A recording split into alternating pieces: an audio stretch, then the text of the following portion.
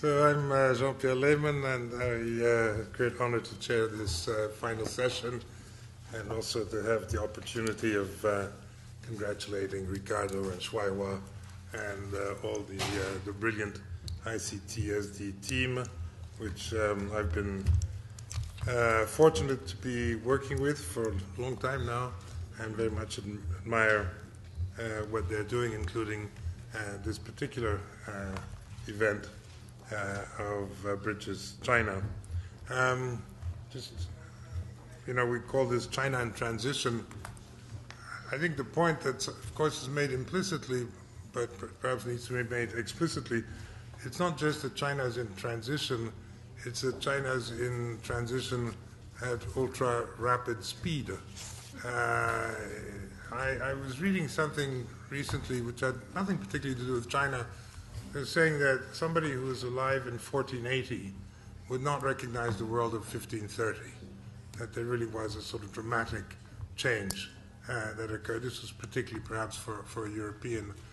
I think it's the same that somebody who's alive in 1980 would have great difficulty understanding the world of 2010.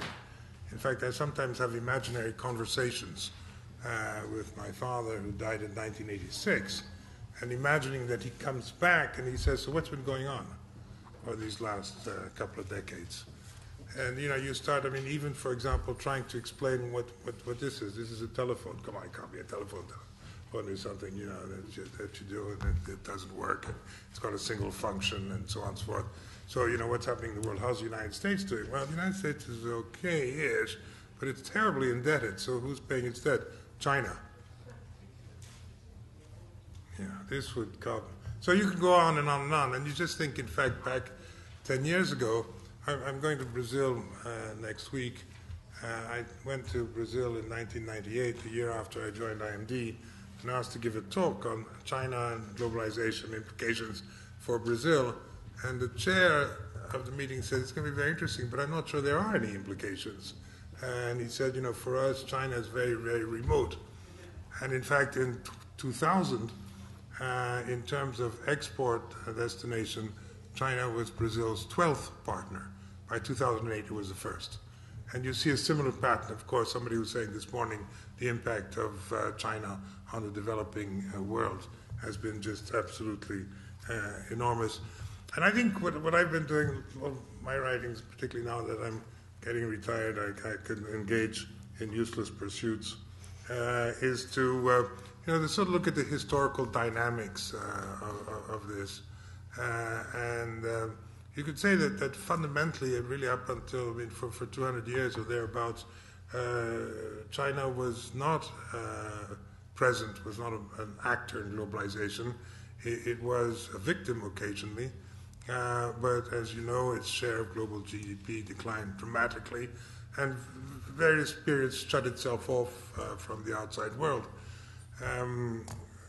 We all know the long history of humiliation, There's a book, some of you may have read, by Jonathan Fenby, called Tiger Head, Dragon Tail, and he makes a point that he says in 1949, Mao changed China.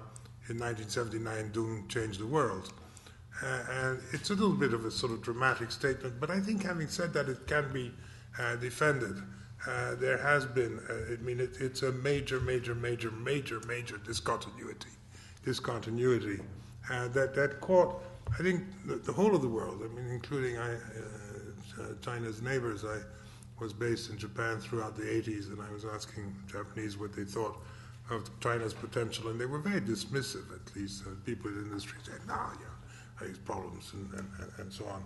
So it has been somewhat of a I think revolution is by no means too exaggerated a term, and of course, it's still going on. The way that it's changed, the fact that we're having these discussions. I was in a business school in the early part of the 1980s, INSEAD in France, and we did a lot of work on Japan. We talked a little bit about the knees. We didn't do anything on China. It was not particularly visible on the radar screen. So that links into the next point, is that, when you have this session, you say global governance, you sort of look around and say, what global governance? I didn't know there was such a thing. It doesn't seem to appear. they had, we had the Director General of the WTO this morning. I don't get the impression that WTO is governing anything at all. Certainly not insofar as trade negotiations are concerned. We've heard about the situation in regard to climate change, in regard to finance, it's the same, and so on. So I think the two play very much one to the other, is that there is this major disruption that's going on, and global governance is conspicuous by its absence. I mean, we have the institutions, and from time to time we have sort of great hope. With the G20 meeting in November in 2008, wow, this is a step forward. And, the last G20 meeting, I don't know where anybody is bothered spending more than 5 minutes reading the summary of it in Los Cabos. Alan Beatty, who's written, so you may know, the World Trade Editor of the Financial Times, who's written a very good ebook called Who Governs Here, and he describes the G20 as a pantomime horse driven by slapstick clowns. So I said it's the FT, so it gives it a certain degree of credibility. But, I think, again, I'll end my comments. What I've been struck very much by when I was young, a long time ago, I used to read novels and plays, and I'm trying to remember now, I can't remember the name of the Italian author, surrealist, sorry? Pirandello. Thank you. His name escaped me. I think Pirandello, and he has this fantastic play called 6 Actors in Search of a Script, or something like that. And I get very much that impression that we have actors all over the place sort of in search of a global governance script. Well, fortunately, we've got people who are going to write the script in the next 25 minutes or so. And this will really be, sort of major outcome. CNN's waiting outside, and so on. So I'm going to introduce the speakers and discussants as they come along. First, of course, is Scott Kennedy, who is the partner of this particular event.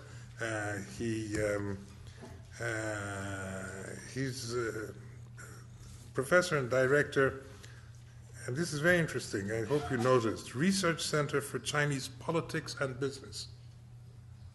You think about that. I think you're unique. There are research centers for Chinese business and research centers for Chinese politics. I'm not aware of any institution that is Chinese politics and business. So that was the first part of deconstruction. The next one was to say, aha, he put politics first. So politics and business. Is there somewhere in China a research center on U.S. business and politics? Maybe I think you would put it in that order rather than in this one. So he's an extremely energetic young guy. He's very entrepreneurial. He writes a lot. And one of the things that really intrigues me is he writes things for the China Quarterly, China Journal, Journal of Contemporary China. I mean, that's all right. That's all quite kosher. And then there's a thing called Problems of Post-Communism. I didn't realize there were problems of post-communism.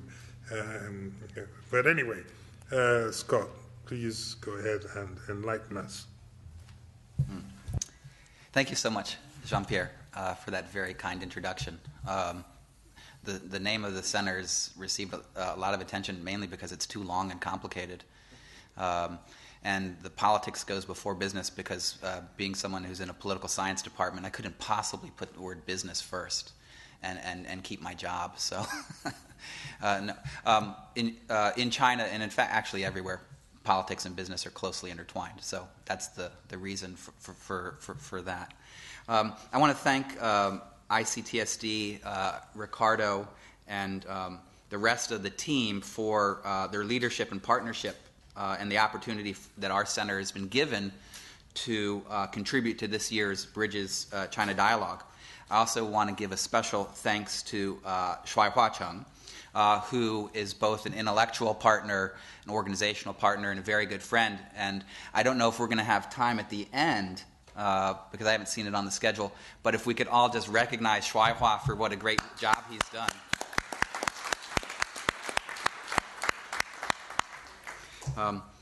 This is a critical juncture in China's transition. It's also, we're at a critical juncture in the transition of global governance as well, partly recognized by the dearth or inadequacies of that governance regime.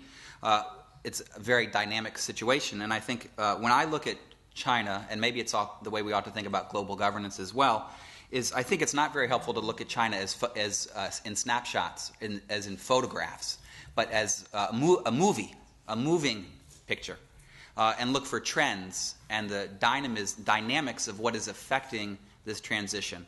Because if you just take snapshots, the thing that is dominant about China is that it's in a race for change. And so if you just take one slice in time, you're not going to understand what that is in relation to what's going on before, what's going on and after. And so this project is trying, and hopefully succeeding to some extent, on capturing what this moving picture is like, and this is what I want to describe to you today.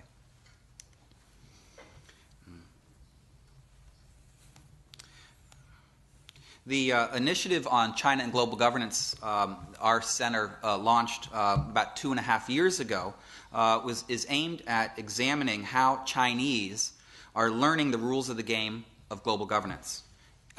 We've received generous support from the Henry Luce Foundation, and with that support we've been able to undertake 30 research projects involving 40 scholars, about half from China and half from the rest of the world, from the US, Europe, Japan, and Australia. We've also been able to do this. We wouldn't have been able to do it without two critical partnerships, one with the University of International Business and Economics' China Institute of WTO Studies in Beijing, and ICTSD. Both have been instrumental in providing intellectual ideas and organizational support for this over the entire course of the project. The 30 projects that the scholars involved in the initiative have undertaken cover a very wide range of areas, from trade and dispute resolution to finance, investment, intellectual property rights, foreign aid, food security, labor, and climate change, to name most of them, but not all. These 40 panelists, these 40 participants, luckily about 15 of them have been in Geneva this week and here throughout the day. What we try to do is bring a subset of them before you today to share the results of our findings. The initiative has encompassed several elements, 4 conferences, 1 in the United States, 2 in China, and this last event here in Geneva. We've had some outreach activities directly engaging business and government. We have a China Industry U.S. Government Roundtable dialogue in which we've, on 6 occasions, brought Chinese business leaders together privately with the senior leadership of the U.S. Embassy in Beijing. And we have a global governance experts group that's geared toward trying to take the policy implications of our work and come up with specific suggestions for how policymakers in different countries can move things ahead, even with a dearth of global governance and problems in the Doha Round and other areas. These scholars and others who are in the project have produced 30 working papers. They've started to publish academic articles in journals and in policy and industry journals as well. And we have 2 books through the initiative. One that will be out, an academic book that will come out in the spring through a series edited by Roden Wilkinson through Routledge Press on global institutions, and a small booklet that we put out in front that we edited, which takes 12 of the pieces of scholarship and edits them down to a size that's more digestible. If you haven't been able to pick up a copy yet, our goal is to give this away so that you have enough for yourself, for your parents, for your children, grandchildren, for any holiday season throughout the year. So in case you don't have one, just let Zhao Shuang know. Zhao Shuang is both a book distributor, a researcher, and an author and participant in the initiative. Yes. Our focus in this initiative, and if you think about global governance, the type of questions that you could ask, you might think about compliance, and most Americans looking at China and global governance ask the question of compliance. Is China living up to its commitments? I don't care about that question at all. And this initiative really is not interested in measuring Chinese compliance. There's plenty of lawyers and law faculty who you've heard from before who debate those questions, who accuse China of violating its commitments and China saying that it's not. We're really not interested in compliance. And we can get into long philosophical reasons about that. But really what we're interested in two other things. And the first and most important is effectiveness. How effective are Chinese at promoting and achieving their interests through participating in global governance? And secondly, how has Chinese greater participation in global governance affected the ability for the world to solve the problems that are on the agendas of these different organizations? So we're not really interested in compliance. Because you can be effective and you can cooperate and solve problems even when you break the rules. All right. Who are we studying? I'm not clicking because I'm looking at my own screen. That's the product of being older than Jean-Pierre said I was. So we are not studying China in this project. We are studying Chinese. And the reason that we're doing that is because there are many Chinese who participate in global governance and they don't speak with one voice. Our general sense is that Chinese participation in global governance, based on the projects that everyone has undertaken, is shaped by a wide range of factors. By China's domestic political context, the nature of the different international regimes that it participates in. In some regimes, they're very hard and clear rules with teeth, and others the rules aren't as clear. Some are clubs, some are full membership, some are state-based, some are privately-based. Those different types of arrangements lead to different types of behavior. The types of Chinese that participate. Some Chinese companies and industry actors are more effective in moving up the learning curve and participating in global governance than others.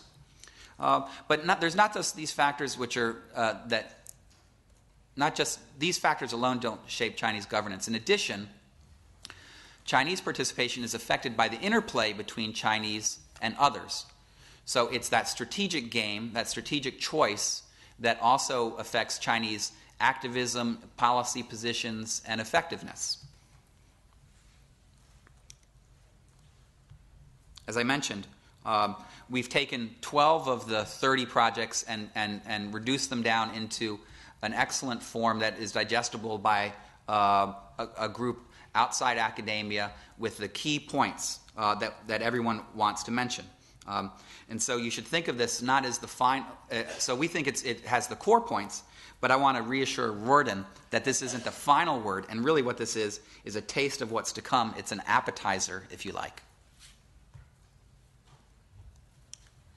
So let me get to the findings very quickly. I'm going to stay relatively general. My colleagues and the team that we've have involved are going to talk in more depth about different areas of global governance. So the first, and I already emphasized this, is that many Chinese, both state and non-state actors, participate in global governance, and hence we should talk of Chinese participation, plural, not China's participation, singular.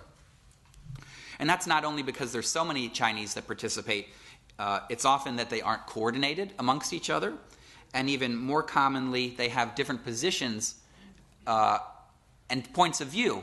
And so it's very difficult. Ambassador Sun was responsible for trying to represent China's position, but trying to figure out what China's position is and represent it isn't always difficult because you have to make trade-offs and decisions between different perspectives, and every government has to do that. And in China, because it's so large, because it's so diverse, for digging down deep into what's going on, we like to speak of Chinese participation as opposed to China's participation, because people are actors, countries are just nouns with colors on the map. Secondly, Chinese are moving up the learning curve in many areas of global governance, though most rapidly in areas directly related to international trade. Chinese have learned and gone the furthest in those areas which are most directly relevant to Chinese industrial policy goals of promoting economic growth and development for the country. And in those regimes that are most central to that, the Chinese have been most involved and active. The one area outside of trade per se where the Chinese are extremely active and leaders is in the area of setting technical standards in telecommunications. The building right behind us, right over there, that gray building, the ITU, that's where the Chinese, that's sort of the summit of Chinese global governance in terms of effectiveness. Thirdly, Chinese participation has a decidedly statist feel to it, particularly at the multilateral level. Government actors are generally more active than non-state Chinese actors, and Chinese are more involved in state-based institutions than in non-state private governance institutions. This needs a little bit of explanation. Today, you've heard from several Chinese industry actors and non-state groups, from the broad group Zhang Yue, from JA Solar's Fang Peng.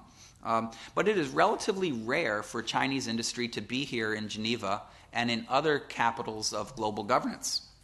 Their counterparts from the US, the EU, are relatively more active, as are those NGOs. And Tom Hale this morning, who's a participant in our initiative, gave details about that difference and the effect it has.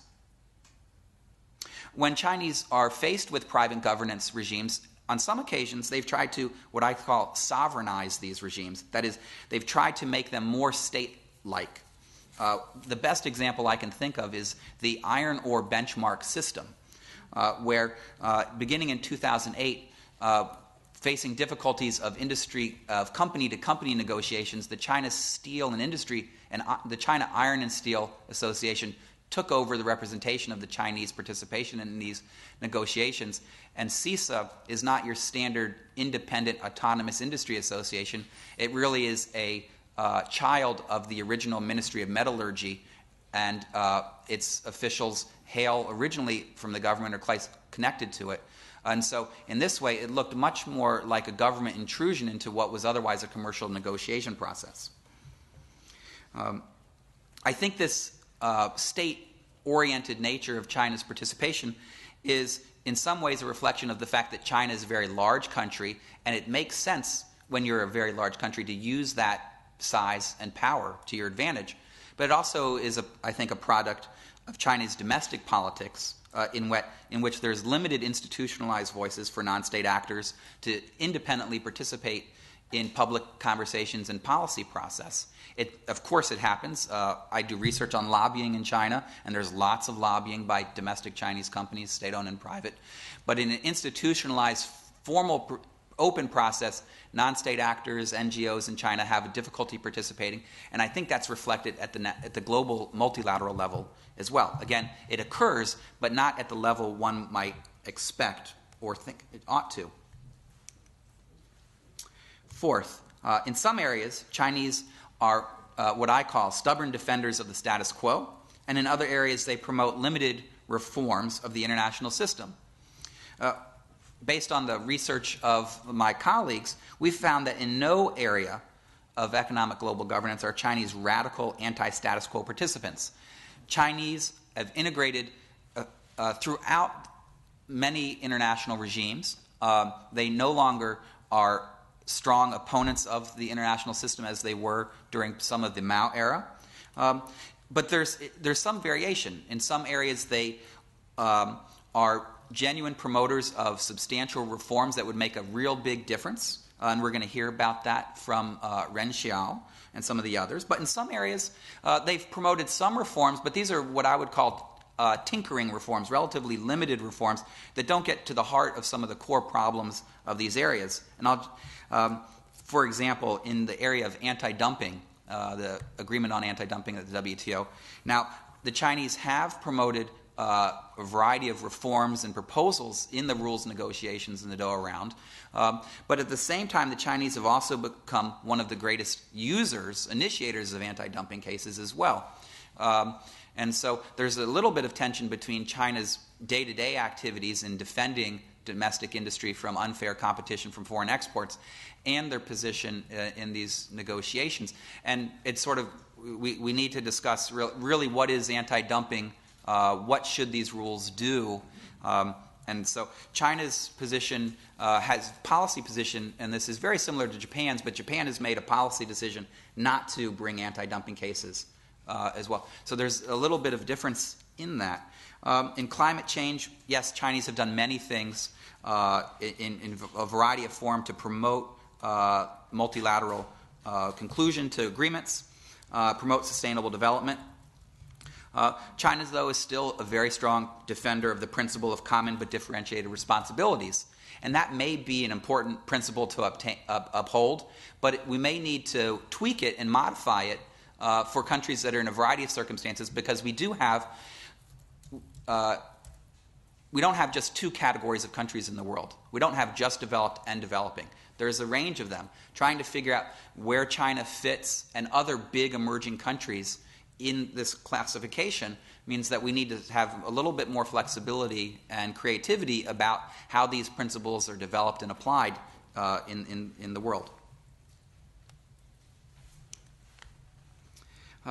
Chinese influence, another conclusion, is that it still depends heavily on China's hard power and less on soft power. Chinese are more influential but not dominant leaders in most areas of global governance. I think China depends heavily on its 1.3 billion population and its economy that's now second largest in the world. This is, of course, gradually changing. The quality of Chinese diplomats, particularly in the trade sphere, led by Ambassador Sun and others, they're very widely respected. And we've done interviews in Geneva and other capitals bilaterally, and we regularly, consistently, without telling you who we interviewed, hear very good things. And we think that this is genuine. But this is a relatively small cohort of very knowledgeable, effective diplomats. And I think if you sort of were to graph out this core, you would find a very good quality of people for a little ways, and then it would drop off quite a bit. And I think that's because of China's newness to the system and sort of looking at those coming down the road into other areas of global governance. Who are going to be the Chinese that are going to lead, I think, is a question. And that's central. Diplomacy is central to soft power, of course.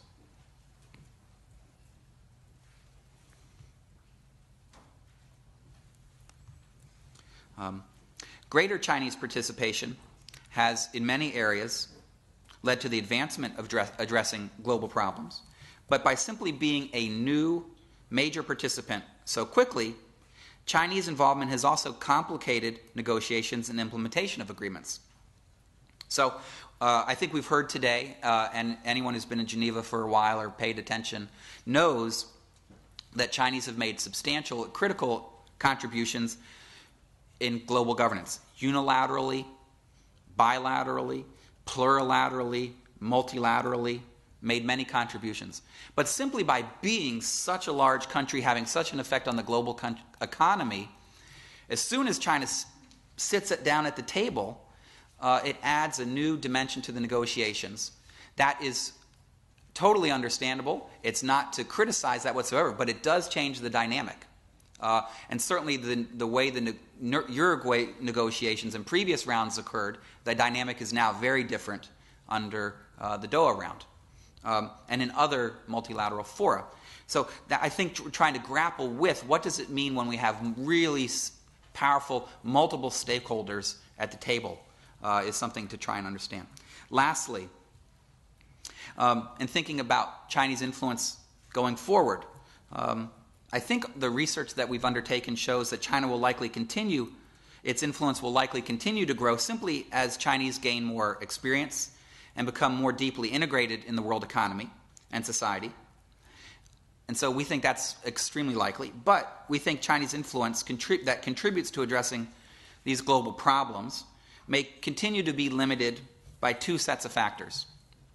The first, by domestic factors in China that hinder policy transparency, coordination across government departments, both at the central level and between center and localities, and limitations on the activism and independence of non-state actors in China, both companies and non-governmental organizations.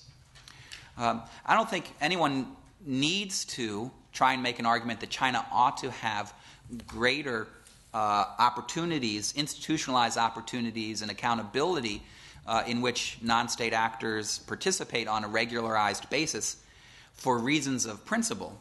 You can, and it's certainly fine to do so. But just simply from a practical point of view, was what is going to be important for China's economy going forward as China makes that transition from a investment-driven to a consumption-driven, high value added, where creativity is important, where Chinese influence is in high demand. Having that greater institutionalized non-state participation in Chinese policy making, decision making, I think is going to be critical. The second factor that we think is important that comes through in some of the research we've done is that international factors that shape how the world's current leaders engage China is also critical. We've talked a lot about China's learning curve, but we also heard this morning from Director General Lamy that the United States, the EU, and others need to move up the learning curve as well. They need to become much more comfortable with engaging this large, new, important, powerful player or players. And that's kind of like, I don't know, all of you travel, so you may be familiar with the term reverse culture shock. You know, when my family moved to China in 2008 for the year, we all knew that going there was going to be a challenge because there were no forks and knives. When you wanted to take a taxi, would you be able to talk to people? Would you shake hands or would you bow? All the different cultural issues. We thought that would be a challenge. We were prepared for that. We were psychologically ready, and actually it ended up not being a problem. Chinese put on their pants one leg at a time. We're all people, right? 中国人, 美国人, both have three characters, and ren, person, is in both, and we're more common than we are different. But what was hard, and what my family was not prepared for, was going back to the United States. They were not ready for that challenge of trying to reintegrate. I don't know if Americans are prepared, and they're facing some culture shock, to how to live in a new world in which they previously essentially thought they ran the system, to one in which they really have to share authority with a whole variety of actors. So I think there's as much onus on China to move up the learning curve as there's as much onus on the United States and actors from there and from Europe to move up the learning curve as there is from China. We all need to figure out how in this new environment we both pursue our interests and solve multilateral problems at the same time. Thank you.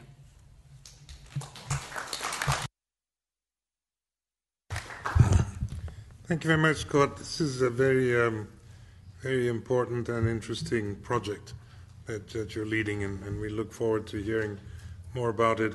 Just wanted to make one comment. Saying what you're saying about non-state actors, and of course, I recognize this at the international level. My impression, and I insist upon the fact that it is purely an impression, I've not done any research on that, is that Chinese business is much more clued on to the WTO, for example, than is the case with European or American business, or indeed many that I come across. I'm struck by the number of WTO committees that there are in various cities. I was in Shenzhen a couple of years ago speaking to a 3-day seminar on WTO matters, and there are 500 managers in there. I know China's a big country, But I think if you tried to run something like that, even in Geneva, you'd have difficulty finding 5. So, this I think is an aspect that would be interesting for I mean, I'm sure you're doing this in any case, is looking at the dynamics between the sort of internal non-state actor discussions that are taking place with the international. But anyway, this is a very, very, very rich, fruitful area. Now, let me just ask you a question which I should have asked you before. So everybody here is on part of your team? Yes. Okay, good. I will take them in the order because I guess you decided. I have Rorden, Yanzhong, Xiaoren, and Lu Zhang. That's the order that I was given, so I'll obey that order. And I will ask, taking the cue from Ricardo Melendez-Ortiz, that you've got 5 minutes each in order to be able to have some discussion. So I'll call on Rorden Wilkinson first, who's very well known in the area of global governance, widely published. I see always with Routledge, so you must have a deal with Routledge. And also, okay, and also director of the Brooks World Poverty Institute. So that's something we might want to Google and hear more about at some stage. But anyway, I've taken up half of your minutes. You've got 4.5 minutes. Thank you very much. Thank you for the invitation to be part of this project to start with, Scott, and also to be part of the dialogue. I've found today's discussions really refreshing. It's nice to sit down and have a conversation with folks about China that has no hyperbole. My own discipline, international relations, is infused with hyperbole about China and about the loss or not of United States hegemony. So it's really nice to sit down and have a calm conversation about things that really matter and probe beneath the surface. What we tried to do in the project was do exactly that. Probe beneath the surface. I approached the project as somebody who'd spent a lot of time thinking about international institutions and about global governance, and I wanted to know more about China's role therein. And Ambassador Sun and many other people helped James Scott and I think much more clearly about China's role in the World Trade Organization particularly, but also global governance more generally. We were very frustrated when we first approached the topic by the amount of hyperbole that there actually was. There seemed to actually be no clear thinking in political science and international relations about the role of China in the World Trade Organization. What actually was mistaken for scholarship was a tendency to sit down and write fictitious accounts of the moment when the other shoe was supposed to drop. This moment where there would be a step change in China's behaviour in the World Trade Organization and produce something much more aggressive. And we probed around the area and actually found that we couldn't add anything to this particular debate simply because we didn't see that debate was important in itself. The behaviour that we were witnessing was deeply pragmatic. It was a state that was approaching the organisation in a very pragmatic fashion, was arriving at particular forms of commercial policy in pragmatic ways, and engaging in a game of give and take.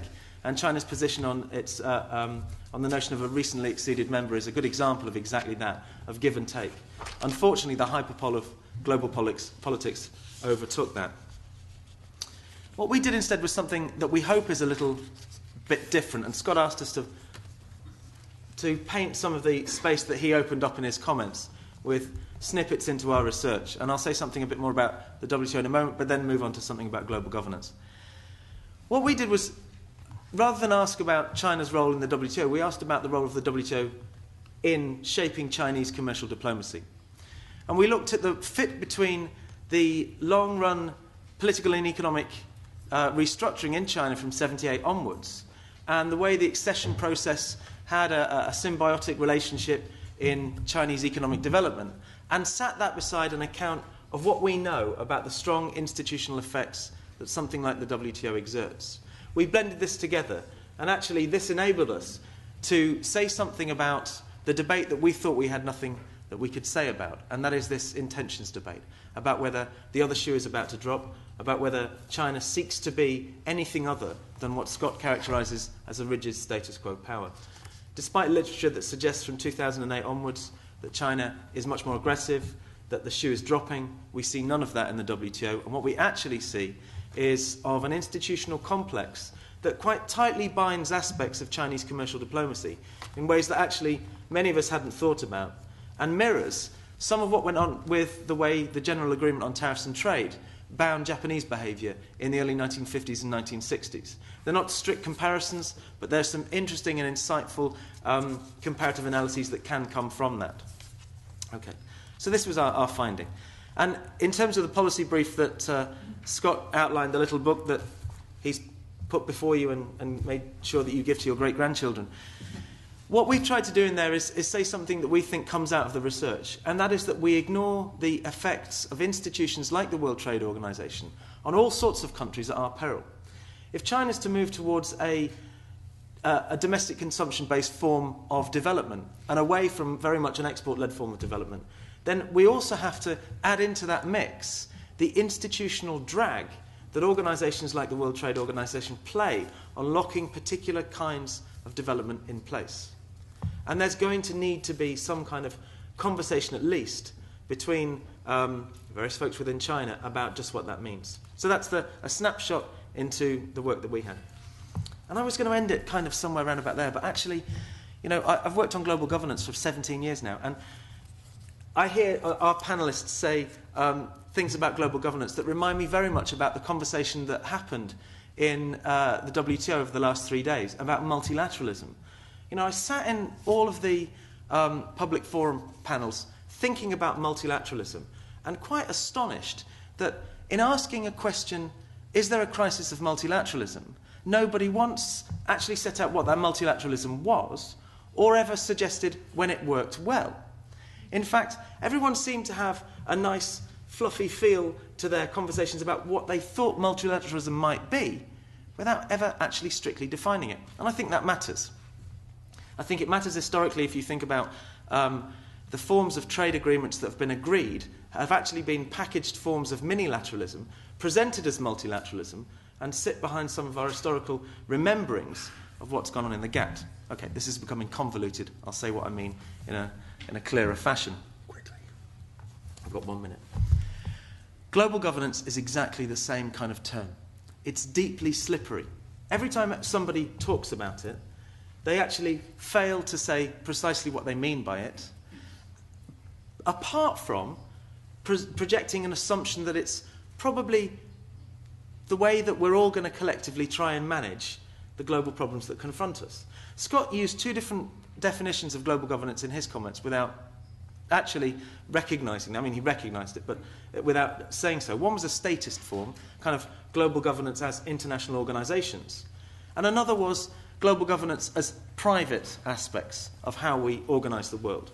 Okay, so the 2 final things I want to say are, first, when we think about China in global governance, we actually have to spend an awful lot of time thinking about what we mean by global governance. In the same way that when we think about China and the WTO, please don't forget to think about the institutional aspects of the WTO. Because you can't work out what China's role is in global governance if you don't know what that global governance is. And it's certainly much more than international organisations alone. The second thing, the final thing, the short thing, is this. You know, one of the things that maybe those of us who think global governance might actually not be a bad thing have in the backs of our minds when we think about global governance is a desire to move forward together to try and solve the world's problems. I mean, this sounds deeply abstract, but it's important.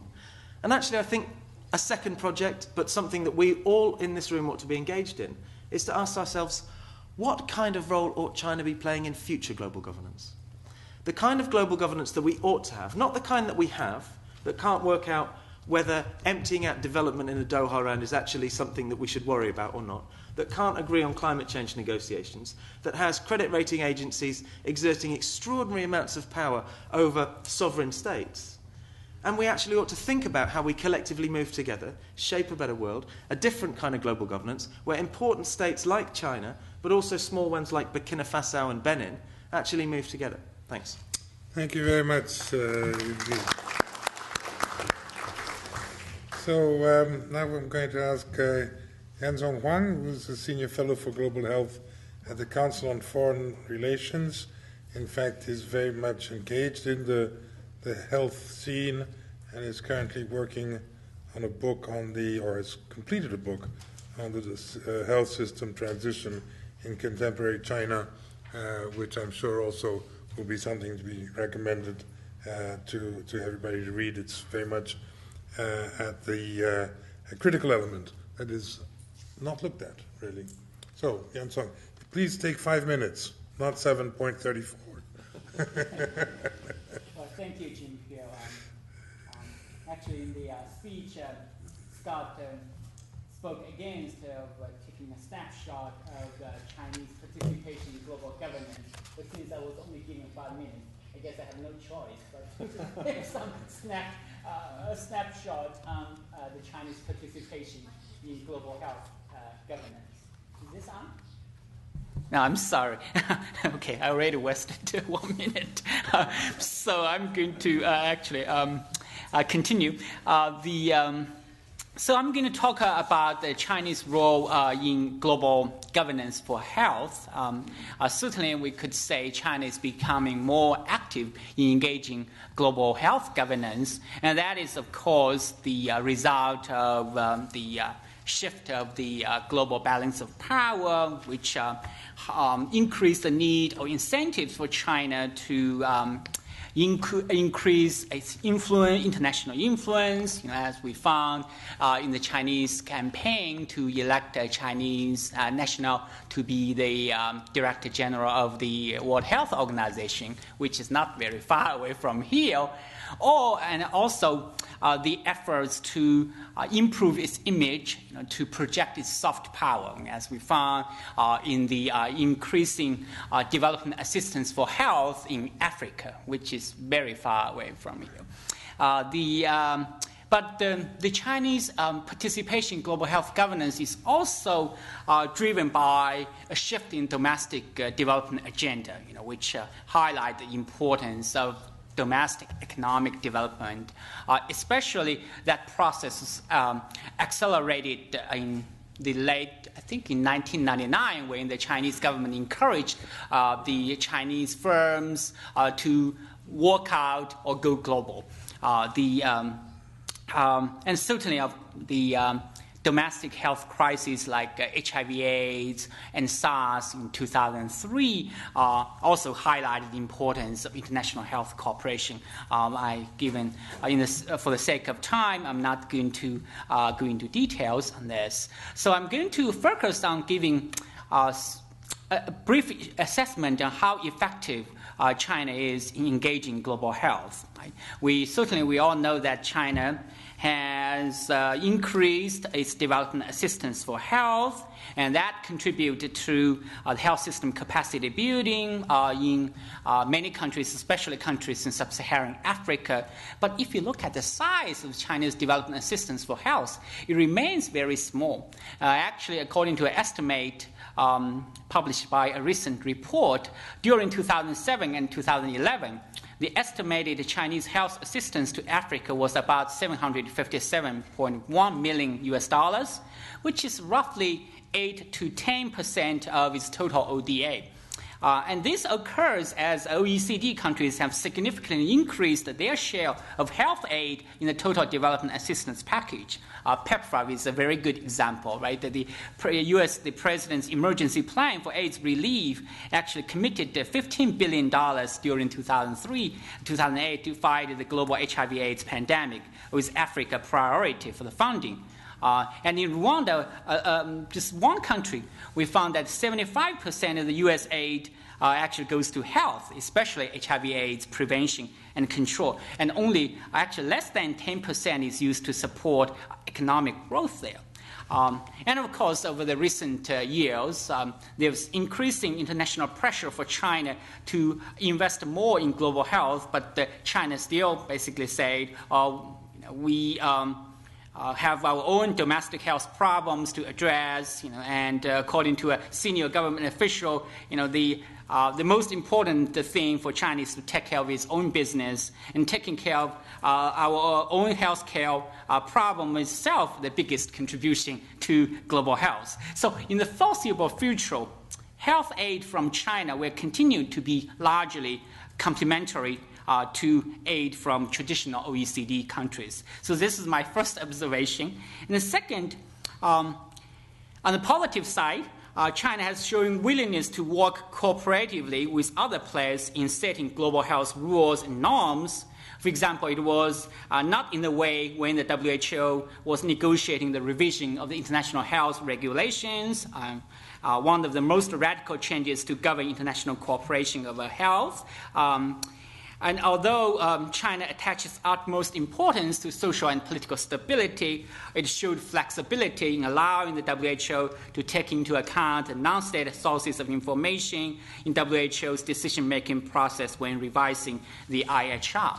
And that negotiation, this diplomatic process, is also provide important learning experience for China. I was told by a negotiator in this process that Margaret Chang, the WHO Director General, on several occasions pulled quietly the Chinese negotiations, aside and telling him basically, "You can't do that. You can't do that."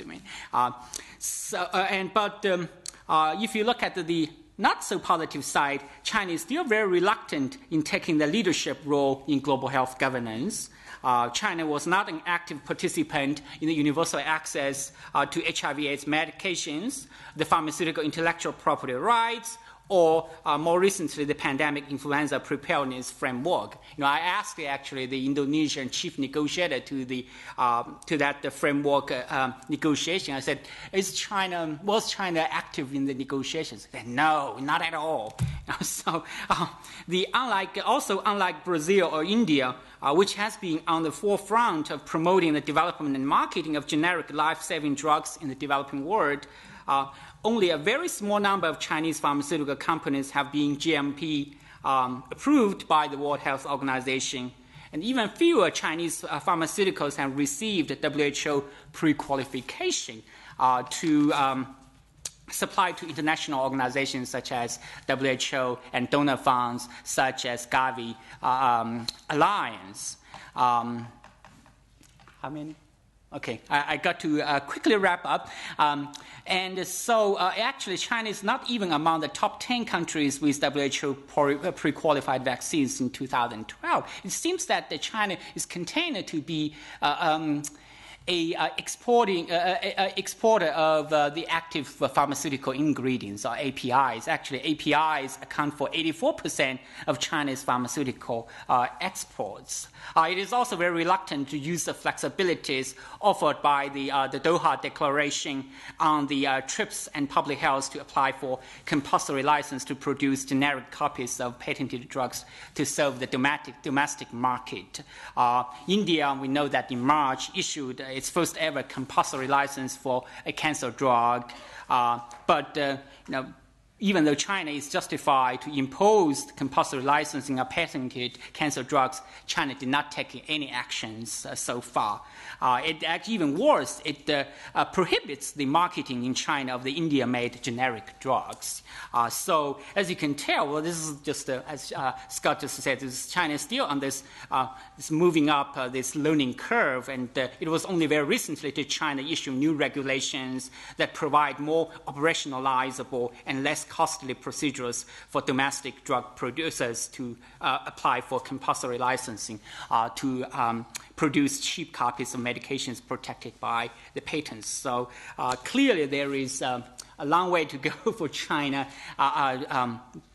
to be considered a leadership in global health governance. So with that, I'm going to stop here. Thank you. Thank you very much. It's an awful job being a timekeeper because, among other things, of course, what you're doing is very fascinating, and I think probably new for many of us in this room.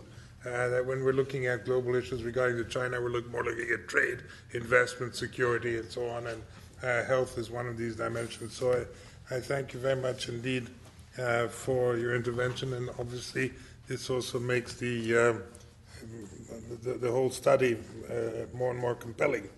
We are going to ask now Professor Jiao Ren, who's Professor and Vice Dean of the Institute of International Studies at Fudan University, who's got lots and lots and lots and lots of publications. I see one is on U.S., China, Japan triangular relationship, published in 2001, which might be revised in 2012. It must be very, very, we should read it. try to understand what's going on. I also see that. How many of you in this room have been to Turku? How many of you know where it is? The same three. So he's anyway, if I say that Ren is going to give his presentation in Finnish, I might give you an idea. So University of Turku is in Finland, and Turku is a very beautiful place. And it's all yours, 5 minutes. Thank you, Chair. It is a rare opportunity to use my mother tongue in an international conference, and I would like to use it. 因为时间很有限我想我就说一个问题这个问题就是Scott 一个重要观点这个重要观点呢就叫做The world needs China to be an anti-status quo power 就是世界需要一个反现状的中国我认为是一个很重要的观点为什么呢？那我的理解，他的意思就是说，这个世界上存在的很多问题需要解决是用中国人的话来讲，就是说国际秩序和国际体系当中存在着大量的一种很多不合理、不公正的这个现象那这些现象是需要我们去改革的，需要我们去改变的那么，但是呢，有一个我的看法是这样就世界需要一个反现状的中国这么一个看法呢，可能在西方还不是主流那我相信你是对的我相信你是对的，但可能在西方还不是主流。这个原因就在于也存在着各种各样的既得利益这些既得利益呢。他会反对和抵制中国就是试图去这改变某些东西的这么一种努力会有很多各种各样的反对和抵制比如说这个在非洲这个最近几年中国做出了很多努力去试图帮助这个一些非洲国家，当然。中国有它自己的利益这个中国自己的在非洲的利益和非洲国家的需要相结合，这个我们还是做了我们中国在进行合作，可是这些努力呢，在西方就受到了很多的这个反对批评因为可能在西方的很多人看来中国在非洲所做的这些努力呢，这影响到了他们的利益。实际上，所以这个世界是很复杂的很复杂的。那么我们可以看到是存在的各种对中国的这个发展崛起是存在着各种各样的疑虑、担忧甚至是恐惧的那比如说最近几年。出现在西方的媒体上面出现频率非常高的一个说法，一个批评中国的说法，是叫做中国是这个 being assertive 这个出现的频率非常高非常高。那么这个应该是一种显然不是一种积极的正面的去评价中国显然是一种在消极意义上是这么说的。好像这个中国这个维护自己利益的这个措施那就是这个咄咄逼人那么别人这个如果是别人侵害中国利益的这个中国合法利益的反而导致一个有道理有道理。所以这样的这个言论，这样的这个情况很多很多。那么这个反映出来一个现象，这个现象就是就当前的国际游戏规则在很大程度上还是仍然是西方主导的同时呢，这个西方主导的这个国际舆论和话语和话语。那么，所以在这种情况下呢，对中国来讲，一个符合逻辑的一个选择，就是一个现实的就是改革者，就是就首先是抱一种现实的态度成为各种国际机制当中的成员学习掌握各种各样的规则。那么然后呢，在这个基础上面，那有可能的时候，我们去进行一些就是我们认为有利于世界的一种改革一种改革。所以这个我的结论是这样子就是我们是这个生活在一个变化中的世界这个变化不是一夜之间发生的，不是昨天是旧世界，今天就是新世界我们是在一个生活在一个不断变化中的世界。那么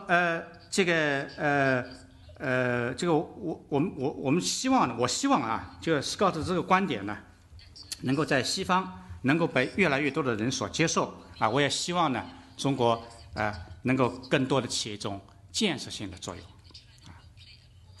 谢谢。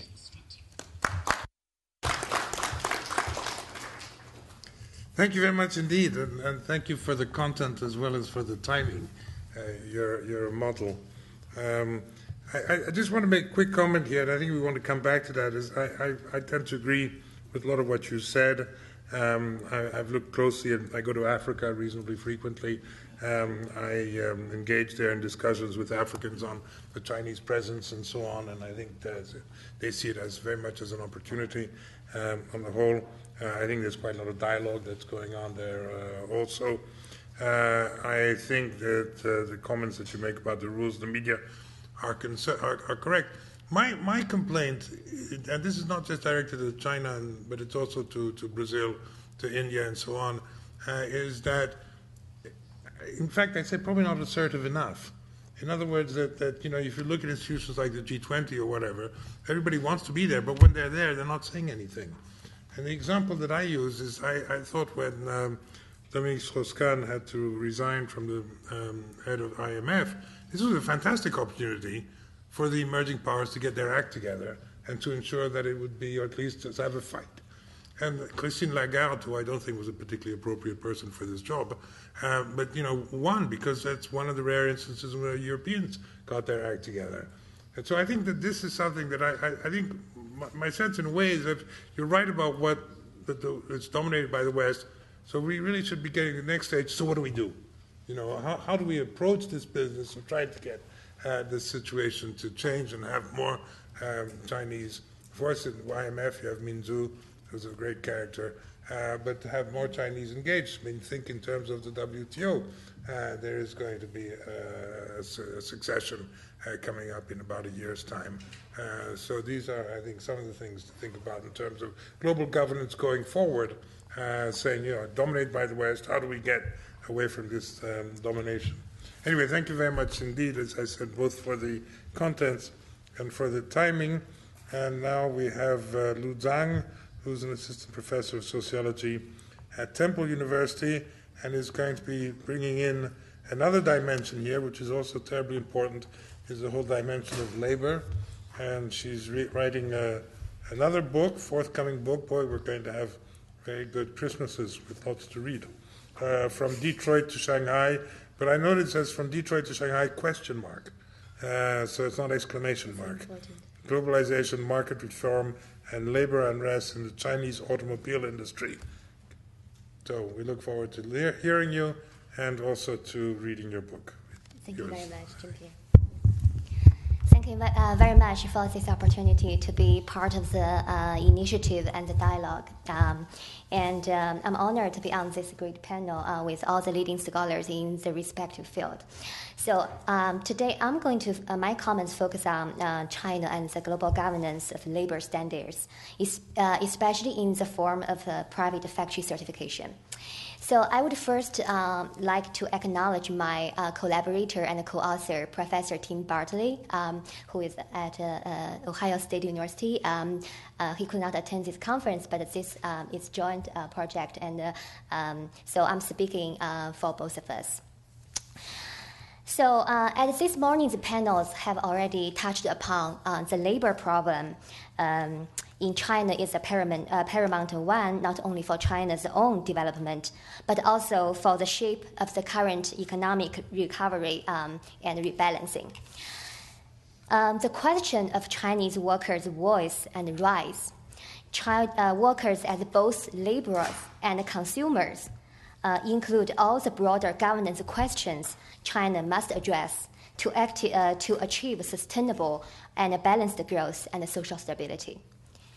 China also looms large over the global labor standards. Given its huge role in global production and its growing impact on global governance arrangements.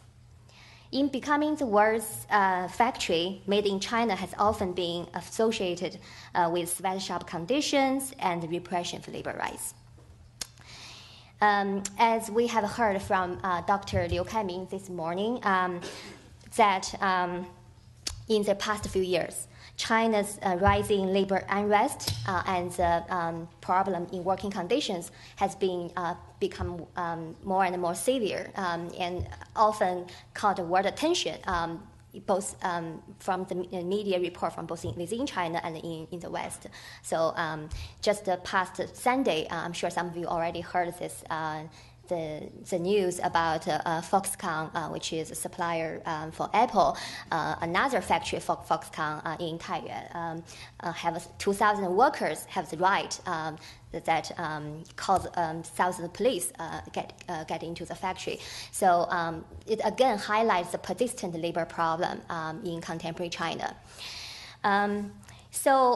Interestingly, at the same time, China has also become the epicenter of the debates and the discussion of corporate social responsibility, labor certification, auditing, and all kinds of related labor standards regulation initiated by NGOs, by private companies, as well as by consumers in the West.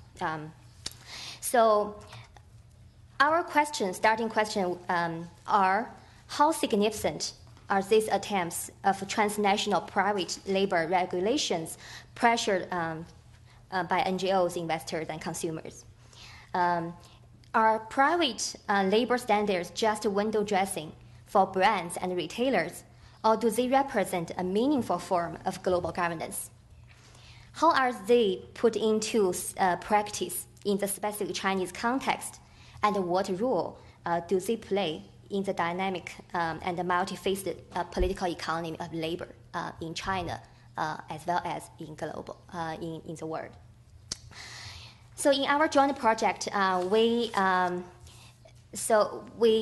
first report can be found from the short piece in the policy book as well as in the academic book. So I'm just quickly give very brief summary. So we found substantial variations among the certified factories in China.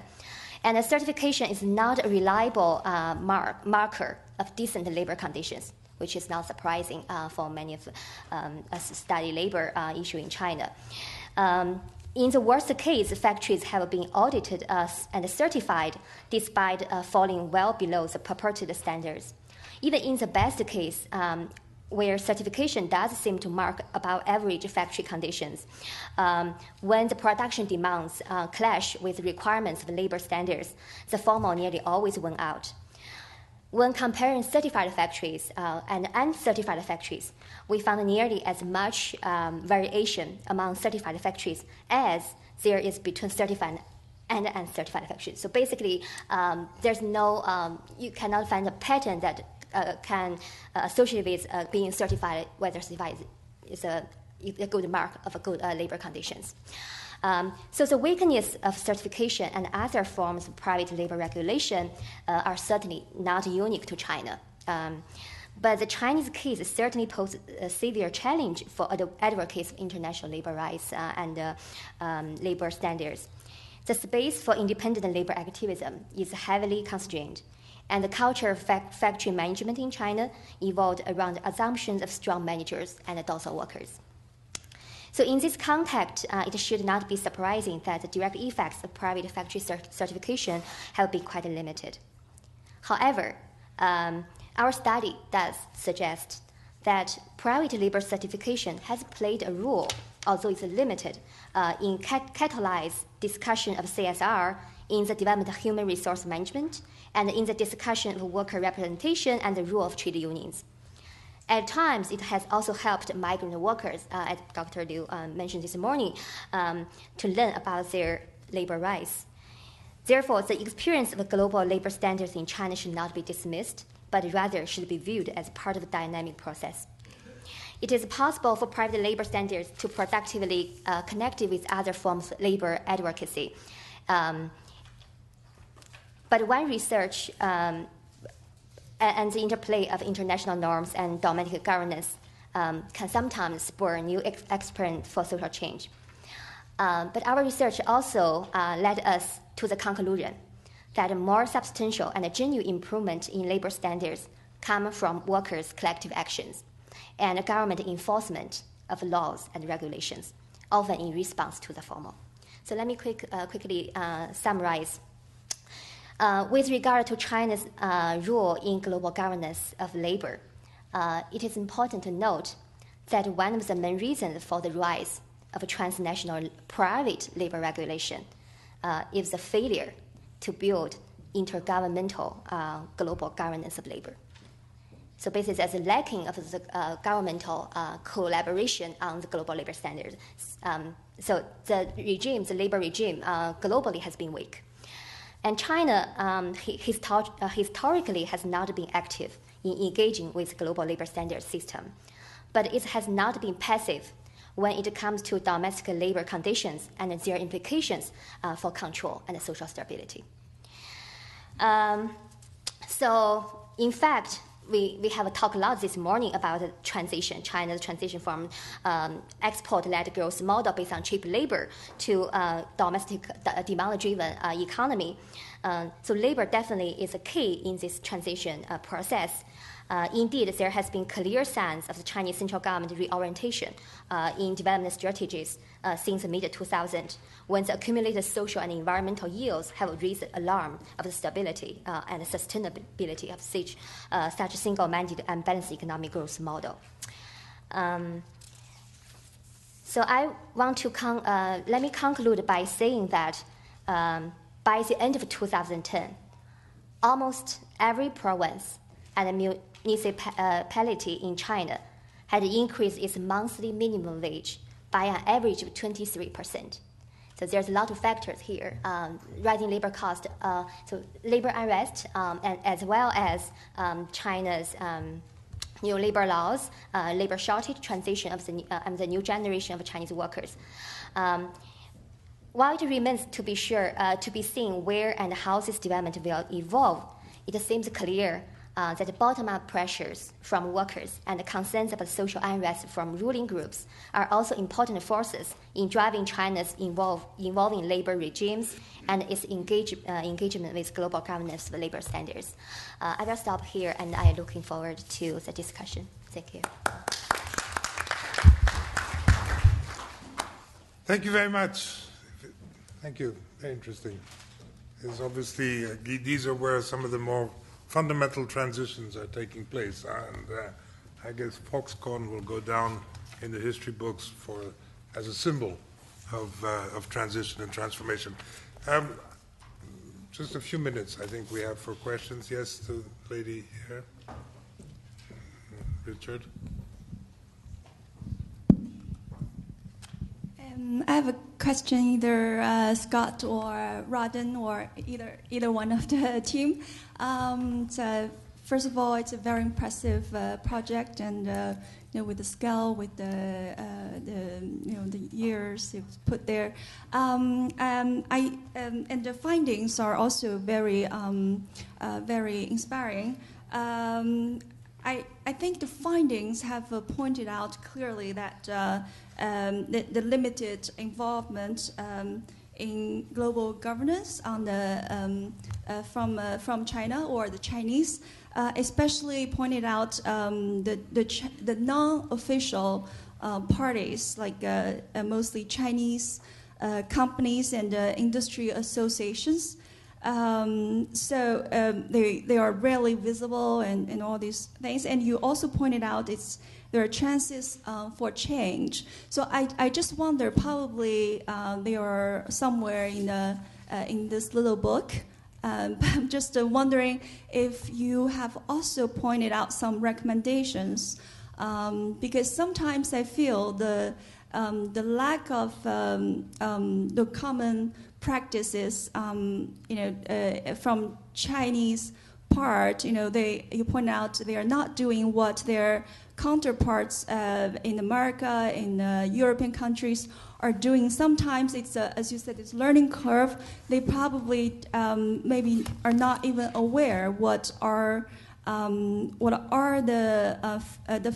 manners, the fashions that they can organize, as a country and as associations in these kind of occasions. So can you maybe use America or some European countries as an example, how Chinese corporations and associations can be more active and involve themselves in the global the discussions, and maybe you can also point out what the Chinese government can also communicate to the corporations, what they can do to form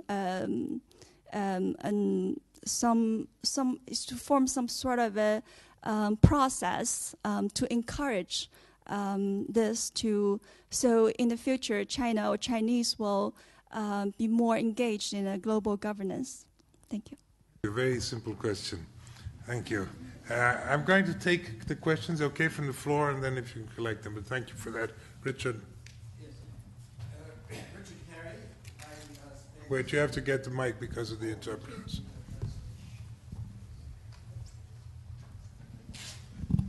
Thank you, Richard Carey. I spent a few decades at the OECD helping to run the Development Assistance Committee, and now I'm an advisor to the International Poverty Reduction Center in China, and a sufferer from the reverse culture shock that Scott was describing.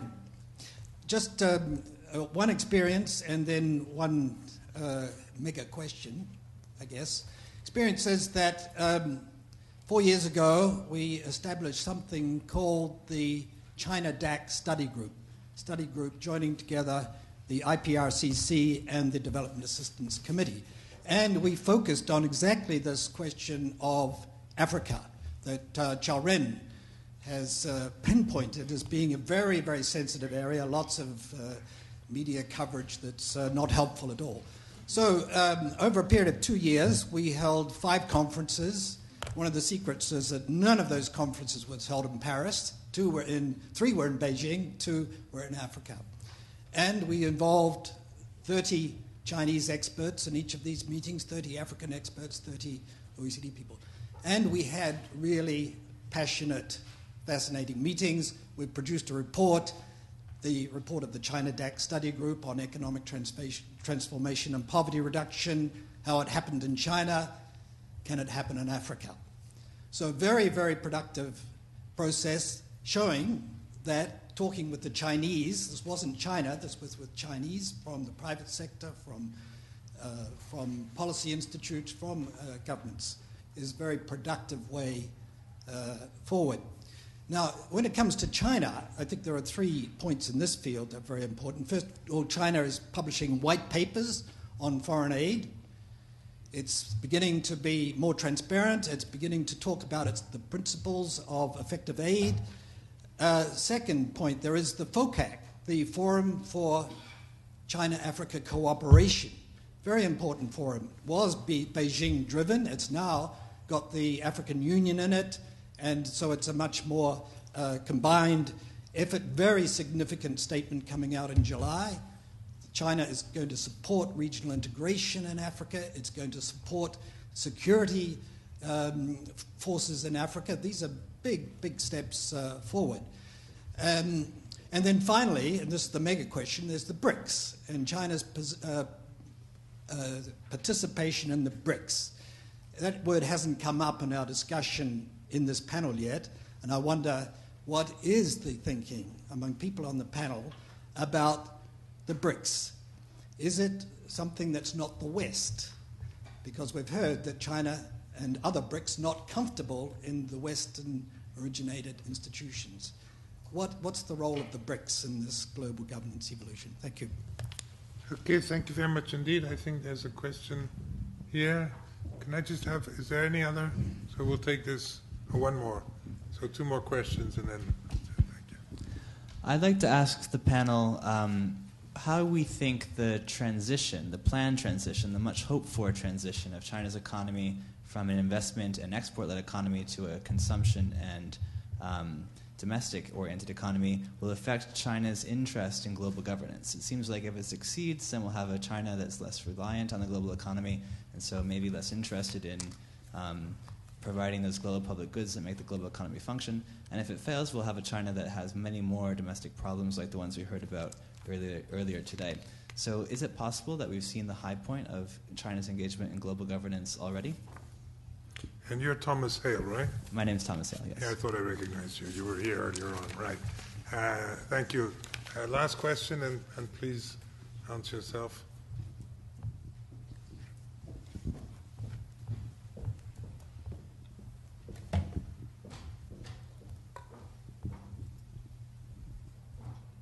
So my name is Michael Jeeve, and I'm an academic working in Switzerland.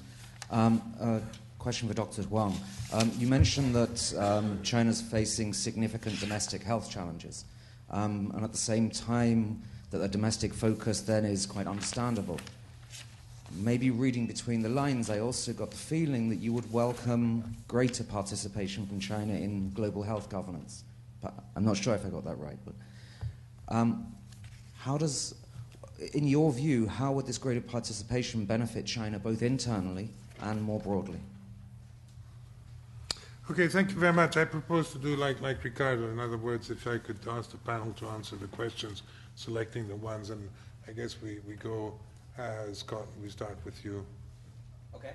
Yep. All right.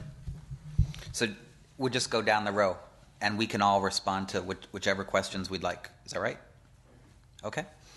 All right. I think there are 2 that I could comment on, the first question and then the last. In terms of how could Chinese non-state actors be more active? Is there a model? I guess one could, one could propose the United States as a model for government-business interaction. But if anyone just takes 2 seconds to look at the American political system these days, we don't want to force that on anybody. So there are elements of the greater transparency, of extensive consultations between government and industry, the specific mechanisms by which that ought to occur. You can't just take one way of acting and force it on others. There's 157 members of the WTO, 190 some of the UN. So the U.S. has one way of doing things. It works in some ways for American companies. I think in general, I think one would assume, would have expected that as China's role in global trade expanded, the level of interest in Chinese companies in disputes in the Doha round and other negotiating forums would rise consequently. But their level of activism seems to be below what one would expect in terms of their economic participation is higher than their corporate participation. So precisely how that's going to be done, I think it may be. I don't think it's strictly a capacity question. There's lots of training and interaction between Chinese associations and companies and elsewhere. I think it's really a political question, all right, about how the Chinese government decides that it wants to balance the issues of economic development, internal stability, and other goals, and how they can try and walk a very fine line in trying to achieve these goals at the same time, which in some ways are potentially contradictory. So I think what I see is the possible trend is a carving out of space for business-oriented industry associations, while still leaving other types of NGOs under relatively stricter control, but it's still a very a big challenge, and I think we can raise the problem. I don't feel personally that I ought to be a super strong advocate for one line or the other, and so just really raising it for others. In terms of Tom's question, is have we passed the high point of Chinese interest in global governance? I would suggest not. Certainly, we ought not to base it on a measure of how important exports are to Chinese growth, because except for the period from 2006 to 2009. Exports have been a very low percentage contributor to Chinese overall growth. It's basically been a domestic story of investment, and that ought to be likely to continue. So that's really not the key. But given China's the absolute value of trade and engagement with the world, one would expect it. And I would see in at least 3 areas that we were going to see Chinese interest rise dramatically. The first ought to be in anything related to high technology and intellectual property rights. As China becomes more creative, has more patents, more invested in this system, they're going to want to play an increasingly active role. As we know, China is an aging population, and this gets to Yanzhong's area. It has many disease issues that it needs to solve, and greater cooperation is going to be needed for China to address this domestically as well. And lastly, as was already mentioned, Chinese are investing more abroad than ever before, and that number is only going to get higher.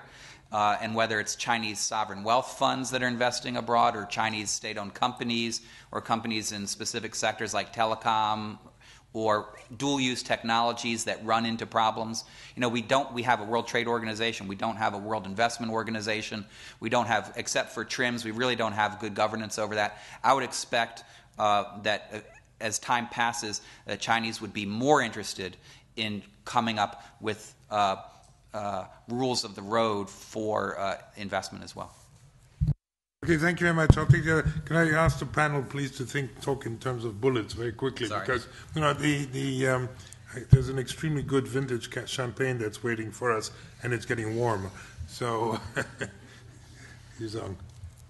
Okay, so I'm going to basically answer your questions about why or how the Chinese participation in global health governance is going to benefit China's internal health governance as well as the global health.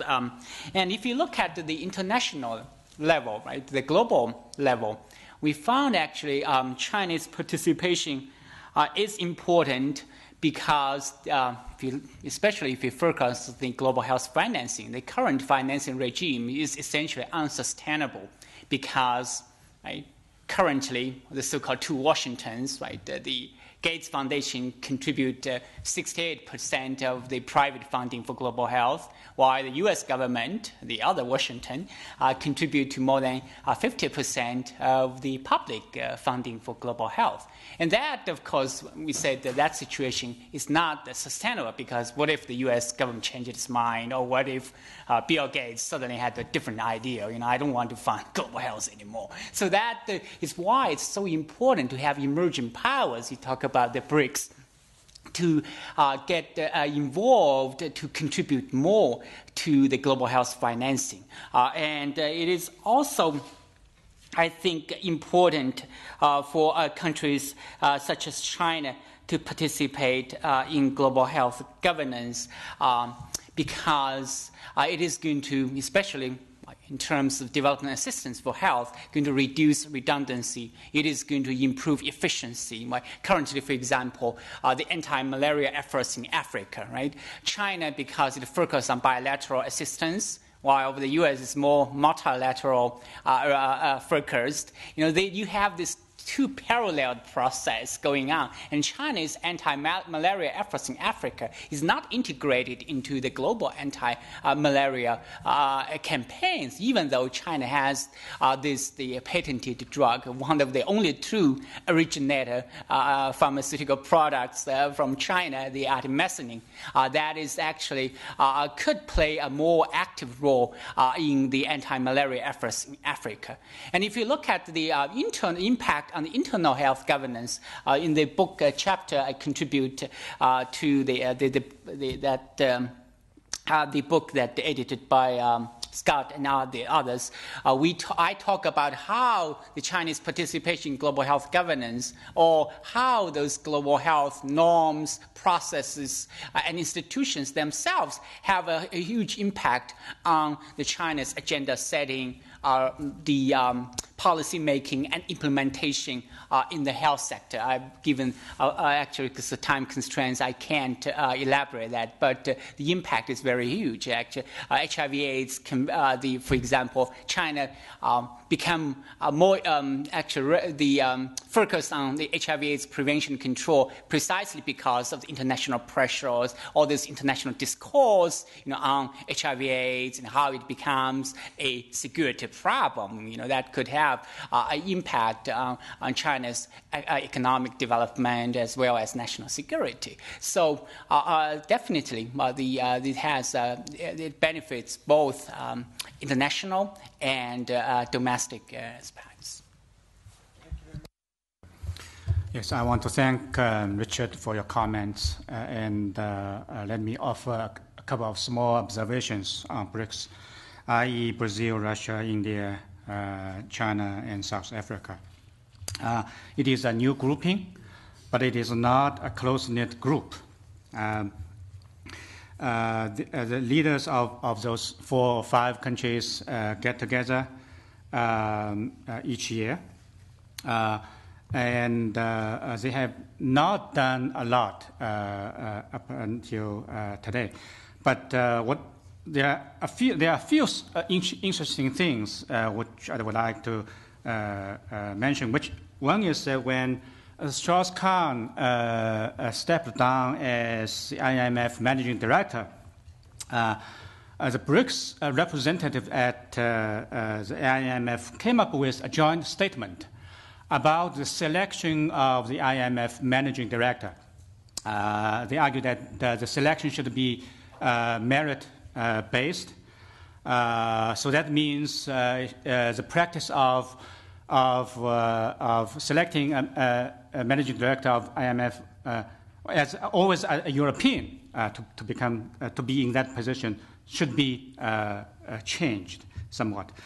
Another interesting is that they want to start a feasibility study on the possibility of creating a BRICS development bank, which was something decision made at the meeting, leaders' meeting earlier this year. So a couple of interesting things, but sometimes their interests converge, sometimes their interests diverge, and it is a slow process. Thank you. Thank you very much indeed, Roden. Thank you. I'm going to answer 3 questions very quickly. The first, you asked about advice. And I feel a bit awkward about giving advice because it presupposes I have knowledge that may be worth giving, and I'm not sure that I have. But here's what it is, anyway. My interactions with the Chinese diplomatic community are that there's some variation in knowledge. There are aspects of the diplomatic community at a higher level and in particular areas where knowledge is extraordinary, and that's particularly the case in trade. In other areas, there's a little unevenness, and this is not unusual in any country, my own country, any other country. So the advice that I might offer in that context is to take Ren Xiao's comment very seriously and understand that lots of international politics is hyperbole, and that much of the construction of China as threat is a particular device to force through particular kinds of agreements. And this is true of lots of things, bicycle theory in the WTO, perpetual crisis, and a whole host of other things. That happens in other areas. So the advice I would offer would be to understand discourse for what it is, a mechanism of negotiation. The second thing about the BRICS, your answer, I think, is absolutely right. There are informal meetings between... Ambassador, if I'm wrong here, there used to be an informal meeting on a weekly basis between India, China, Brazil, and South Africa. Whether that still takes place, I don't know. But throwing a cat among pigeons here might be interesting. Imagine how the negotiations in the Doha round might go if the BRICS decided to get together and have their own plurilateral agreement. That might be quite fun. The final thing that I might say is, Thomas, your question about whether it's a high point in global governance. I don't think it's a high point in global governance at all, and I think it also depends on what you mean by global governance. I think actually global governance is itself a fluid concept. You need to stand back, look at it over an historical epoch and understand that it's constantly mutating and changing, and there'll be moments of intense engagement, moments where it rescinds, but actually the general movement will be greater involvement at multiple levels across a range of actors.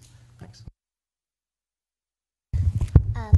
All right, so finally, quickly, response to Tom's comments, question about the China's transition, how China's transition affect global public goods, right? So from the labor perspective, I think, first of all, China has 80 million workers. And as Karl Marx told us 150 years ago, workers are both laborers and consumers.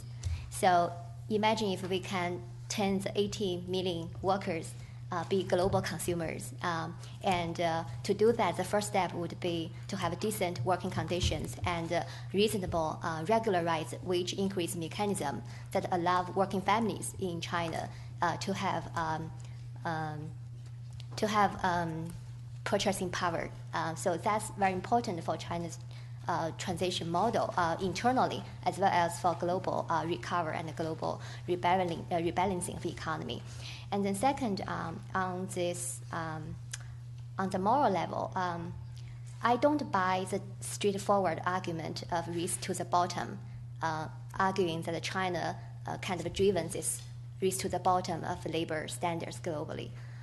Because I think the issue is more complicated than that. I won't go very deep. But I do think China set the benchmark of labor standards for many developing countries.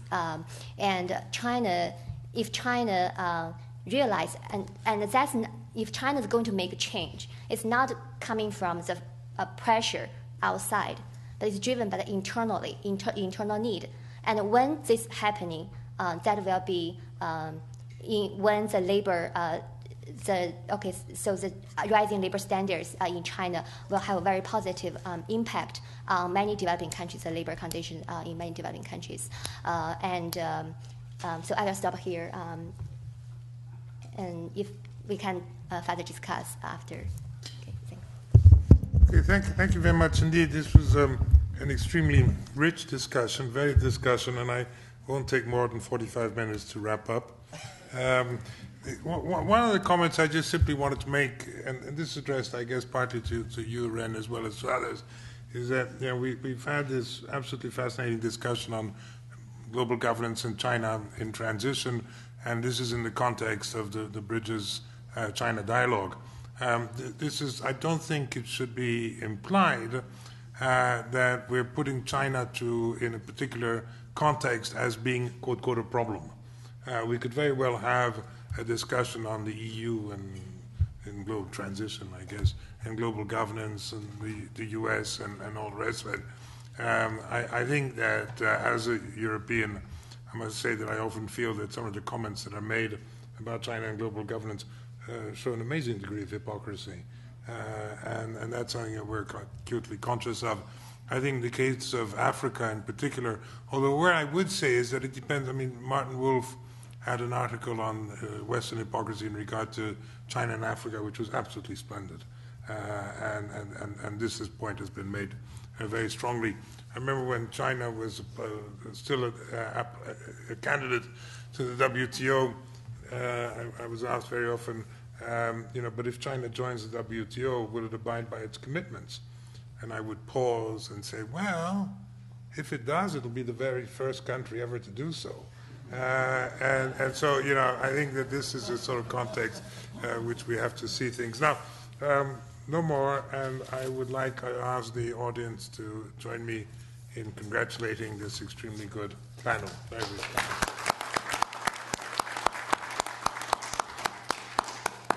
Thank you.